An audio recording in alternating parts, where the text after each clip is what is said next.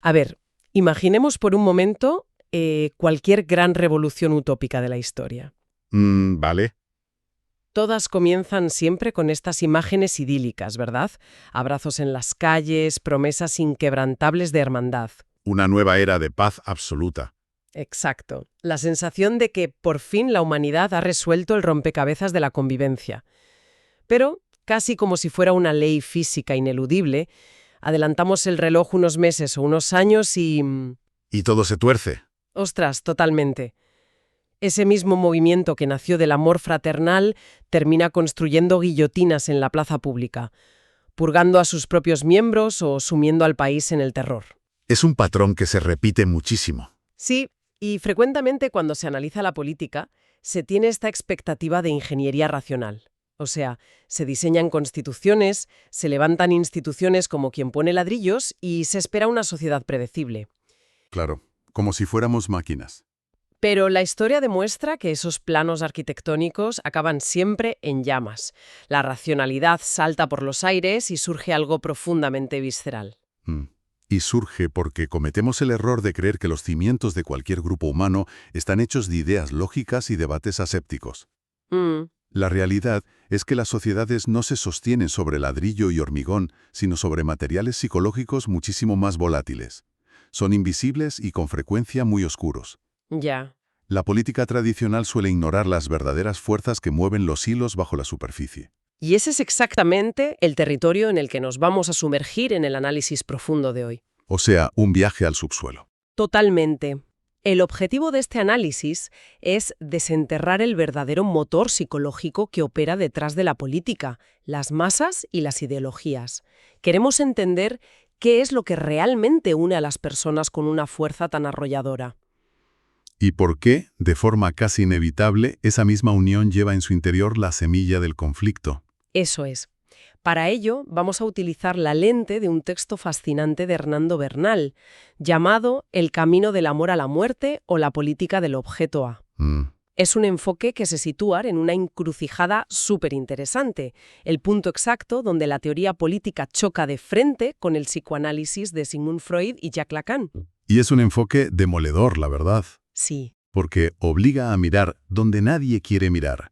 Bernal, apoyándose también en lecturas teóricas de Jacques Allen Miller, plantea que para entender el fracaso o la violencia de los estados modernos, primero hay que entender su anatomía psicológica.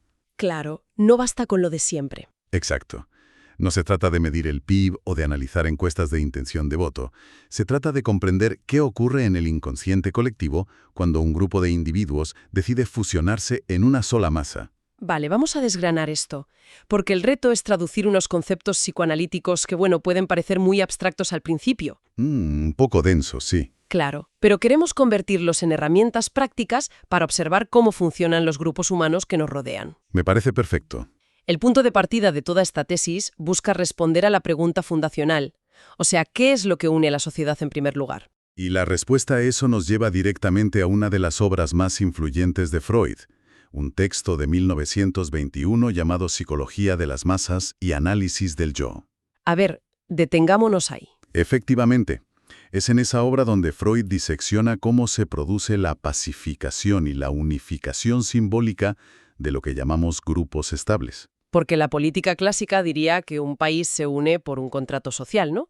Por un beneficio mutuo. Y Freud descarta eso por completo. Madre mía. Afirma que la cohesión real se produce a través de un mecanismo psíquico llamado el ideal del yo. Vale, ¿cómo funciona exactamente ese ideal del yo en la mente de una multitud?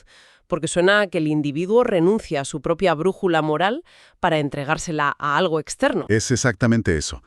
El mecanismo consiste en que un grupo de individuos, que pueden ser súper distintos entre sí, deciden de forma inconsciente colocar a un mismo objeto en el lugar de su ideal del yo. O sea, un objeto que puede ser, ¿qué? Pues puede ser un líder carismático, una nación, una idea de libertad o incluso una deidad. Ya. Al elevar esa figura al pedestal del ideal, todos los miembros del grupo se identifican de repente entre sí. Se miran y dicen, tú y yo somos iguales porque amamos y nos sometemos a la misma entidad superior. ¡Ostras! Esto es lo que Jacques Lacan denominaría más tarde el sometimiento a un significante amo. Lo que resulta rompedor aquí es esa palabra que acabas de usar, la palabra amor. Sí. Bernal, citando a Miller, señala algo en el texto que a mí me voló la cabeza. Dice que los estados y las naciones no son solo entidades políticas o administrativas, son en esencia estados amorosos. Así es. Es un canto al poder del significante amo en nombre del ideal del yo.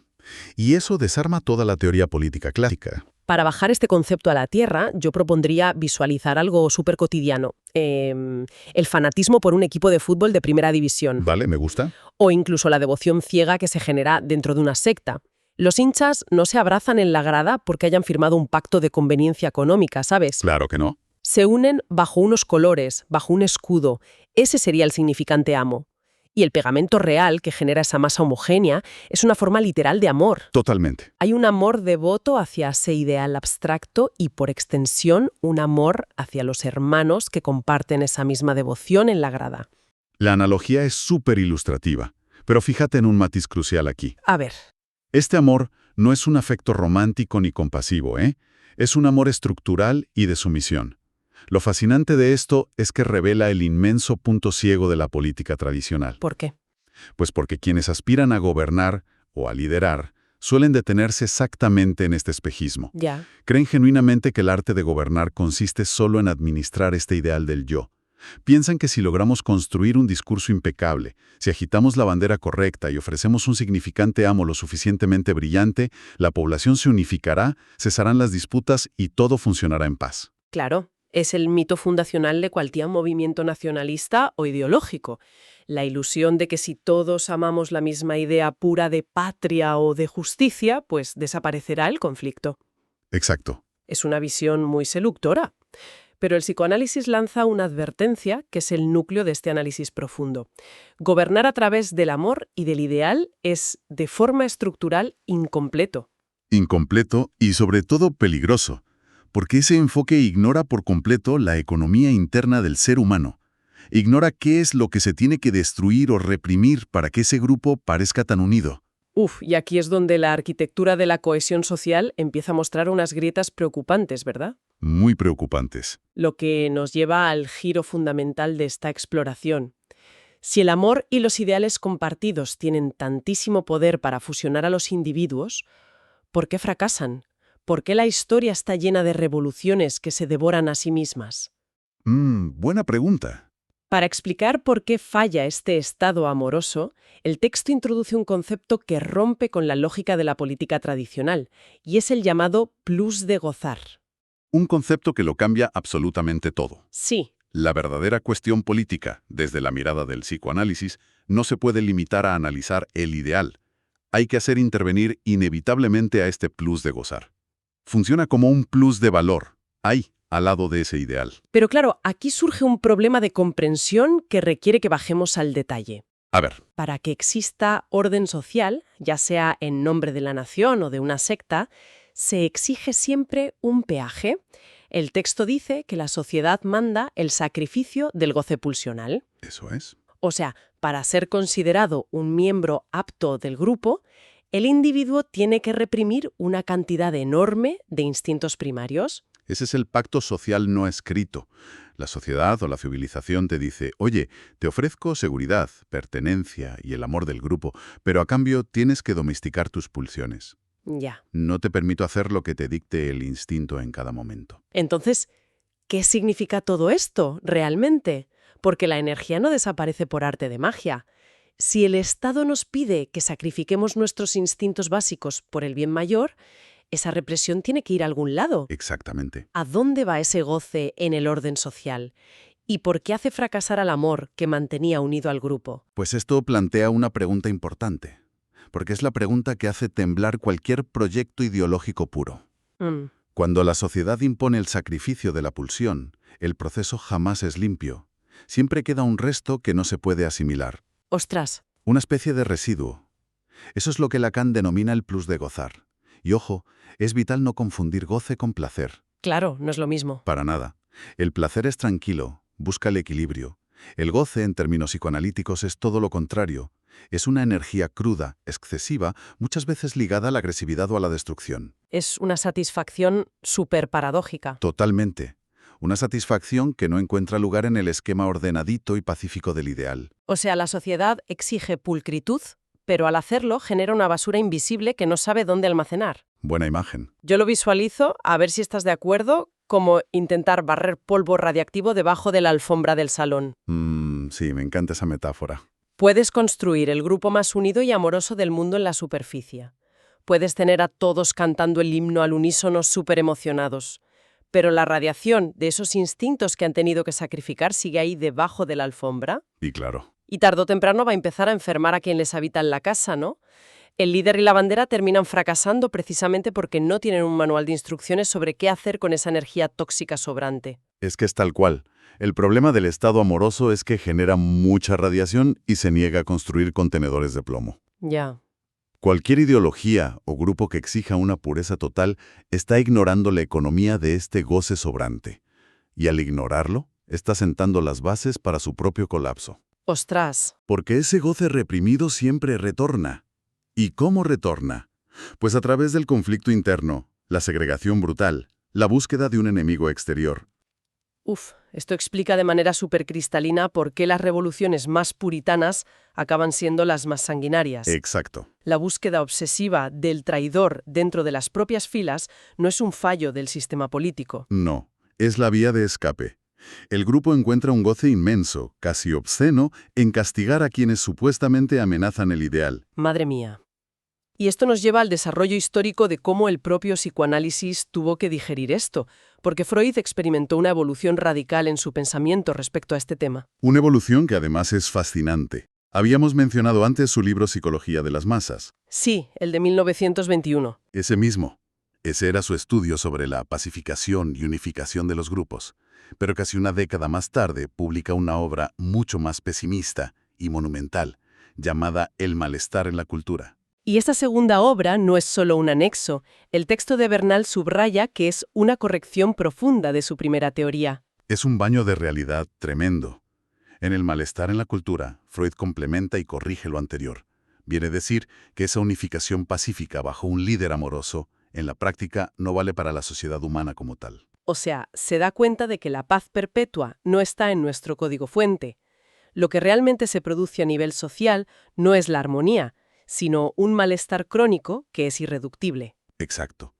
Da igual lo benevolente que sea el gobierno, existe un malestar inherente que ningún significante amo puede apaciguar. Y aquí es donde entra el andamiaje conceptual de Jacques Lacan. Eso es, Lacan toma este malestar estructural de Freud y le da un nombre. Llama a esta permanencia irreductible el objeto A. ¿El objeto A? Sí. Se podría describir como el agujero en el centro del sistema, la pieza que falta y que mantiene toda la maquinaria psíquica en un estado de perpetuo desequilibrio. Aquí es donde la cosa se pone realmente interesante, porque el texto define la trayectoria teórica de Freud entre esos dos libros como un auténtico camino del amor a la muerte. Una frase brutal. Sí, pasa de intentar comprender la organización de la libido, es decir, del amor social, a chocar de frente con lo que denominó la pulsión de muerte.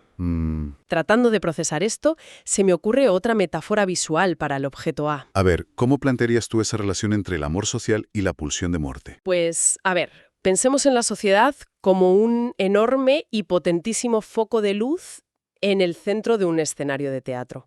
Vale. Cuanto más intenta una civilización construir una utopía perfecta, o sea, cuanto más esfuerzo pone en el amor y el ideal, más intensa se vuelve esa luz. Pero por pura óptica física, cuanto más deslumbrante es el foco, más negra y definida es la sombra que proyectan los objetos. Totalmente. Exactamente en el mismo lugar donde el amor congrega a la multitud, en el centro del escenario, ahí mismo, pegado a sus zapatos, se genera la oscuridad de ese malestar. Es buenísimo.